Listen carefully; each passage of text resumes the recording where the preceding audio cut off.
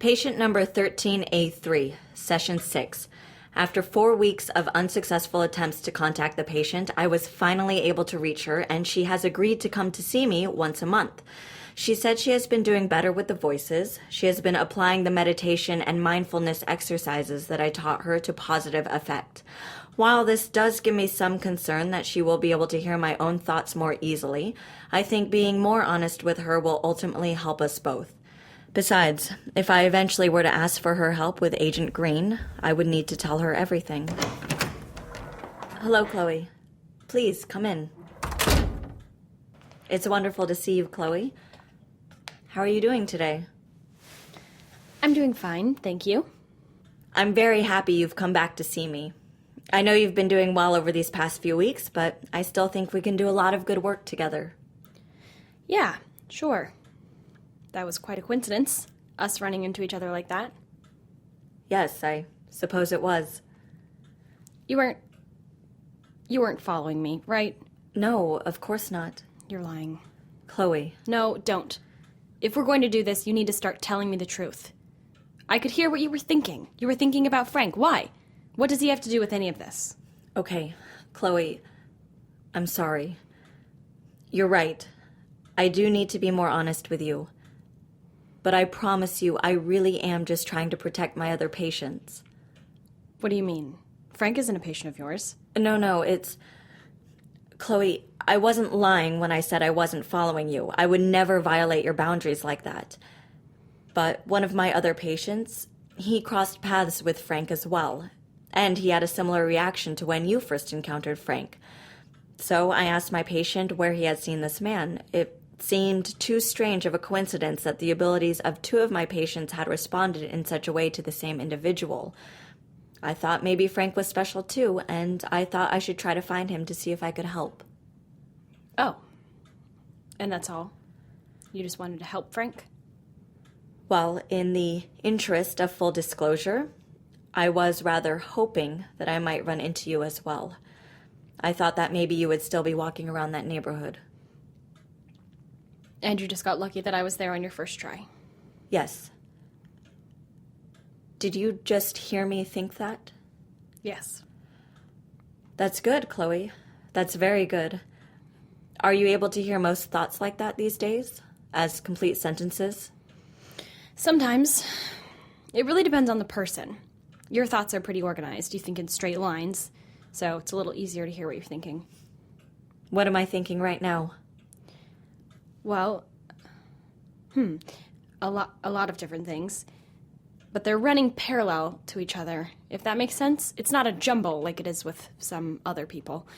You're thinking how interesting it is that I'm hearing thoughts in this way, and, oh, yes. Yeah, he's one of those people. I'm sorry? Oh, sorry, you were wondering if Frank was one of those people that has jumbled thoughts. And yes, he is. Oh, but you don't think he's special. You think he's just sick. And you don't think I can help him. You don't think that I'm strong enough to help him. Chloe, please slow down. This is, well, you are much farther along in controlling your ability than I was expecting. You're going to have to give me a little bit of time to let me catch up. Right. Sorry, it's just you think a lot, and so quickly, and so much of it doesn't make any sense to me. I'm just trying to pick out what I'm able to. What doesn't make sense to you? Is it the way you're hearing the thoughts or the speed at which they're happening? No, it's when you're thinking about science. I don't know anything about neuroscience or psychology, so all that stuff sort of goes over my head. Just because it makes sense in your mind doesn't mean it makes sense in mine. Does that happen a lot? Someone is thinking about a specific area of knowledge that you don't have, and you find it difficult to process their thoughts? Yeah, it happens sometimes. Or when people think in shortcuts. In shortcuts? Yeah, some people have shortcuts in their brain for thinking about stuff that's specific to them. Like they'll be thinking of something, and then all of a sudden they're thinking about something completely different, and the jump makes sense to them. It's a logical connection in their brain, but I don't get it. Like an inside joke. Verbal cues that trigger a memory or a specific connection? Right. And by the time I catch up to the change in subject, their mind has already moved on. But despite all of this, it seems that you are hearing things much more clearly. Yeah, I am, most of the time, but it's still hard in public or large groups. In our last session, you mentioned that you were thinking of returning to school. Did you? Sort of. me and my mom had a meeting with my advisor and tried to explain things as best we could. We used the schizophrenia as an excuse. I know that's sort of not cool because there are people who really have that and it's difficult, but it was just easier than trying to explain the real reason. And, well, the advisor agreed that lectures were probably not a good idea, but she's enrolled me in some independent study, studio time, and private tutoring, that kind of stuff. That's wonderful to hear. Getting back to routine is an important part of learning to live with your ability. Yeah, the university has been pretty helpful, which is really nice. I know it wouldn't be this easy if I was a medical student or something, but the art department can be pretty freeform depending on the courses you're taking. And how is the independent study going? It's going well, actually.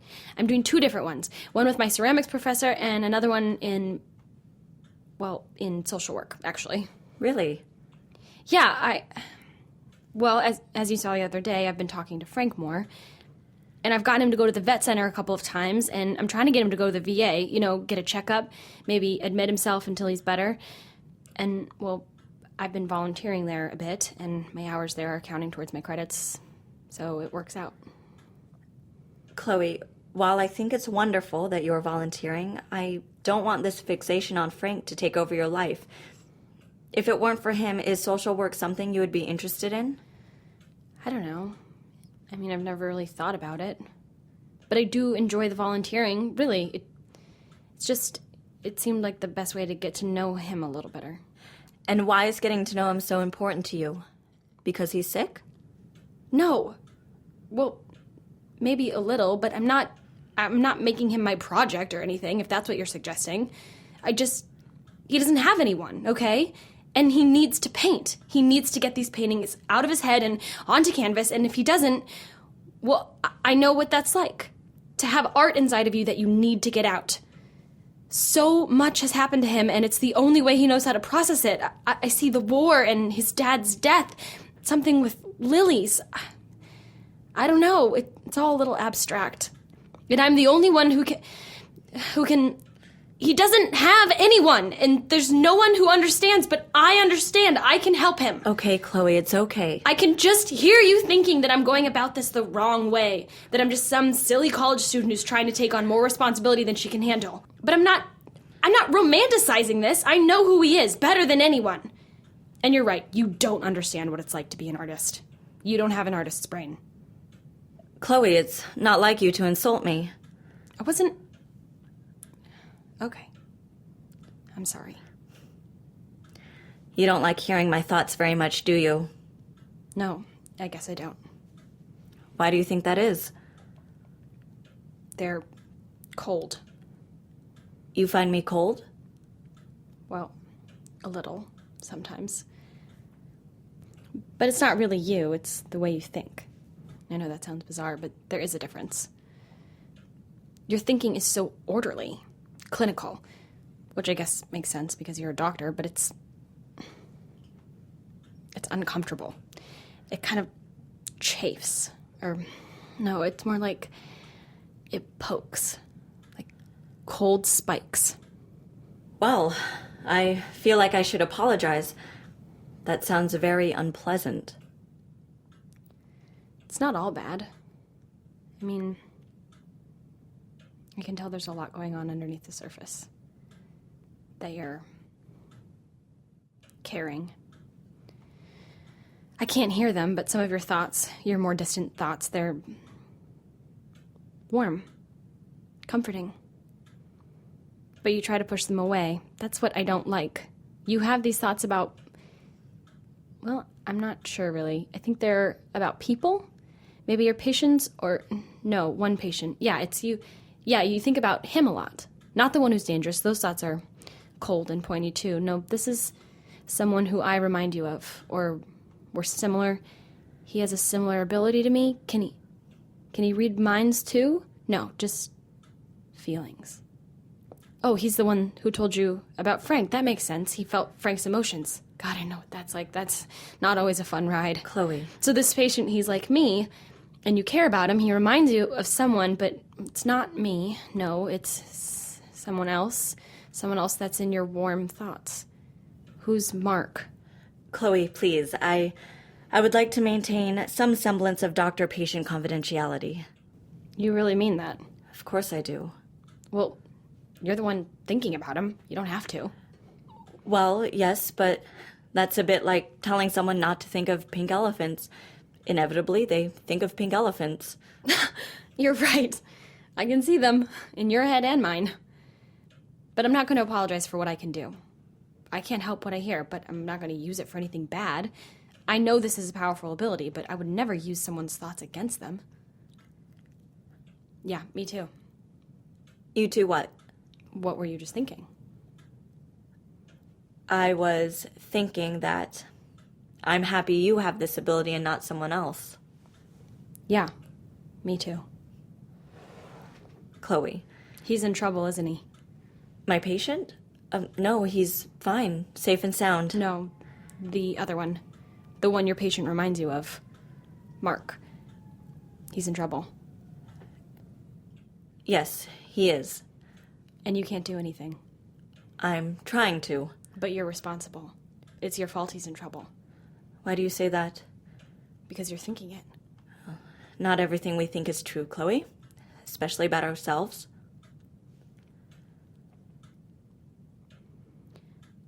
I'm sorry What are you apologizing for? for making you think about him. I get why you push the thoughts away. They're not all warm, are they? No, they're not. What else do you hear, Chloe? From you? We might as well. The thoughts are still there, underneath the surface. They're different. They've got a different hue to them. They're memories. Very good. You don't have any warm thoughts about him that are new? Oh, you haven't seen him in a while. He's trapped and you failed. You didn't protect him like you were supposed to. You didn't take care of him like Mom and Dad said to. Oh, Mark's your brother? Actually, I think that's enough for today. What? If I'm going to be the one you practice on, then I'll need to prepare a little bit better. Think about my own thought process and how to help you navigate through it. I'm sorry I made you think about him. Don't apologize, Chloe. I'm always thinking about him. So, was it? Was what? Was it your fault that he got trapped? I don't know, Chloe. What's done is done, and I'm not sure I could have done anything to change that. That's not what you're thinking right now. I know. I guess a lot of what Frank is thinking might not be true. Right? I mean, he's sick, so how do I know if any of what he's thinking is actually a fact? You don't. But it's true to him, and that's all that matters in the end. But start with what you know. Start with the art. That's good advice. I know you're thinking that you don't know what to tell me, but that sounds like good advice to me. I'm sorry I've made you doubt yourself. You haven't. I am just realizing that I am vastly out of my depth with you, Chloe. So much of therapy is saying the right thing to a patient, which is impossible when the patient knows what you're really thinking. But it's a good challenge, Yes, it's a good challenge. and I can help you. I'm sorry? That's what you think. You think I can help you. But that's all I heard. I don't know what I'm supposed to help you with. I thought that was your job. To be perfectly frank, and I don't think there's a point in being otherwise, I don't know what my job is with you, Chloe. Give me a few weeks to play catch-up, develop a new plan for you. I don't know if there's any point in treating these sessions as true therapy. We may as well use them to help you hone your ability. But anytime you need to talk, you call me, day or night. I'll be here. Because I can't read your thoughts through the phone, right? Right. So let's talk later this week about school and Frank and how you're handling things. We can't really discuss those subjects when you're distracted by my thoughts. No, I guess you're right. Okay, Dr. Bright, that sounds good. Wonderful. I'll talk to you later. Okay. And Dr. Bright, I'm sorry for making you sad. But it's good to know I can trust you. I'm glad, Chloe. Bye. End of session 6. Well, in some ways, that went better than I expected. If I let her listen to my thoughts, perhaps I will be able to ease her into some of the information I'm trying to share. I don't want to overwhelm her, but I still think she could make an important ally. At the very least, I seem to have gained some pity points, which I don't love, but the girl has a bleeding heart, and I will take what I can get.